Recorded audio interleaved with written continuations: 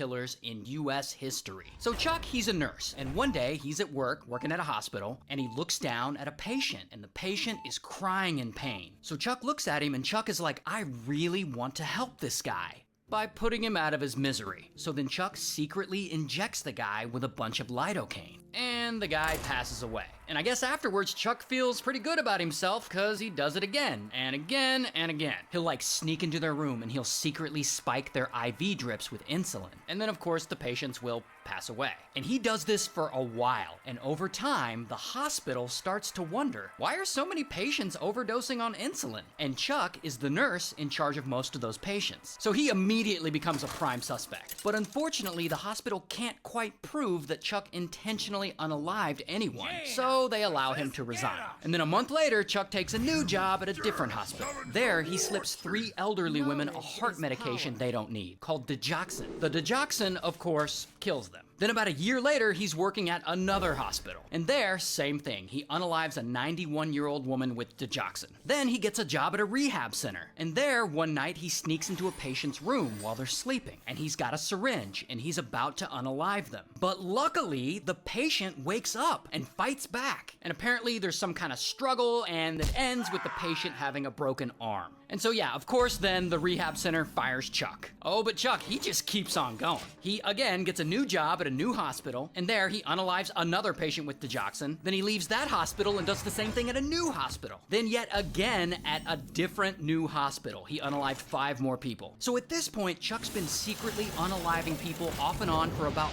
14 years. And no one has ever really caught him because no one can prove he's the one who's doing it.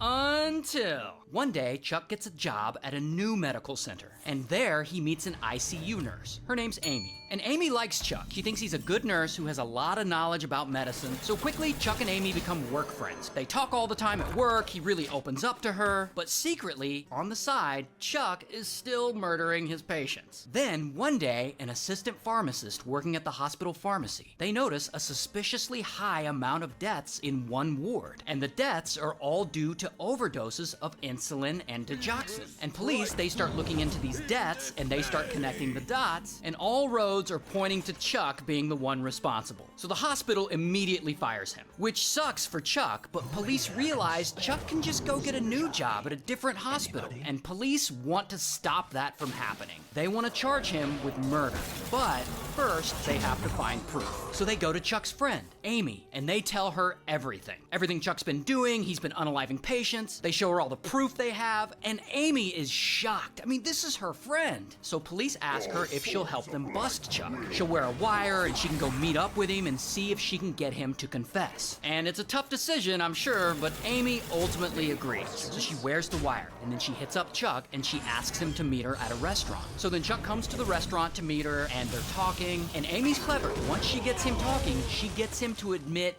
everything he's done. All the unalivings, all the patients, exactly how he did it, everything. And she records the whole thing. So finally, after a 16-year spree, Chuck is finally arrested. Here's his mugshot. And when all is said and done, he admits to unaliving around 45 patients total. Although in retrospect, they actually think it might be closer to 300. But they can't really prove it due to lack of records. Regardless, Chuck goes to trial, he's found guilty, and he's sentenced to 11 different life sentences, like over 400 years in prison. I don't think he's getting out.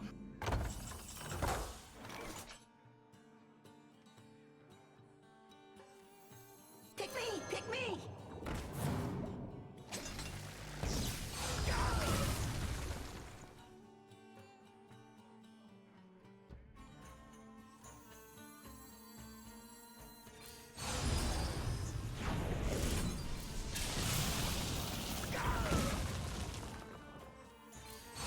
Pillage the village!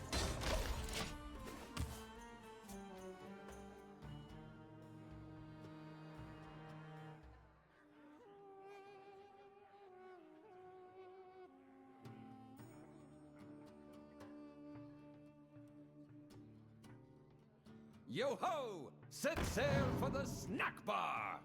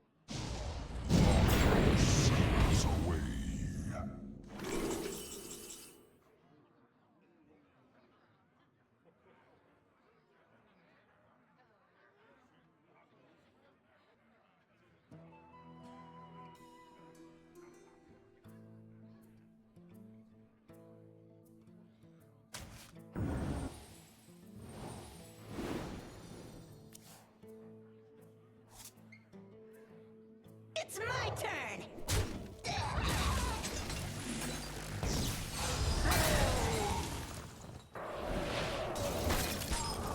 Killing the village!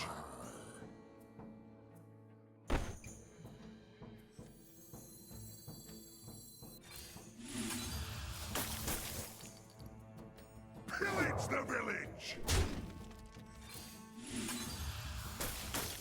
Time runs out on me.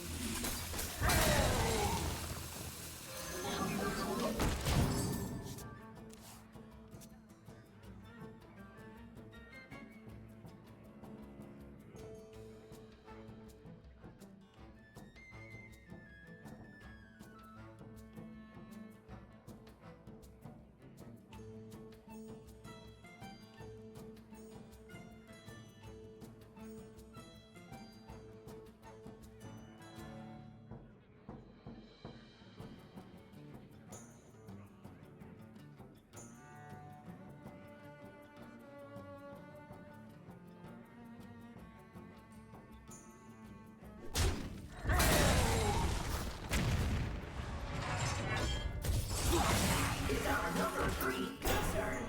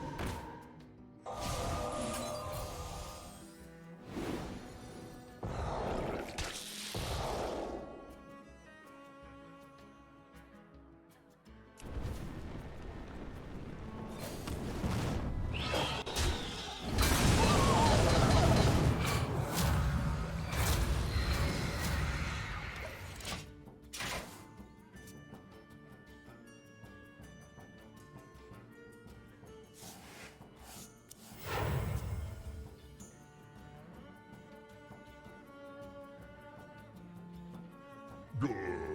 No what? Don't ask me!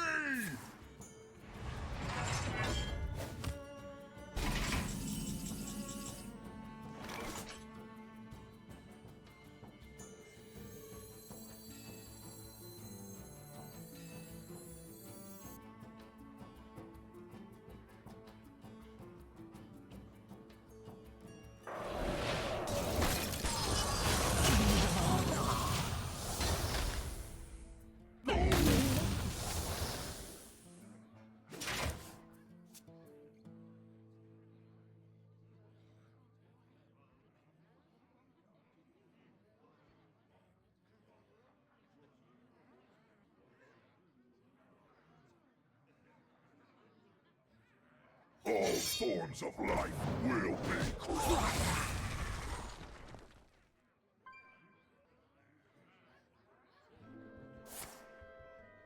Planetary decimation!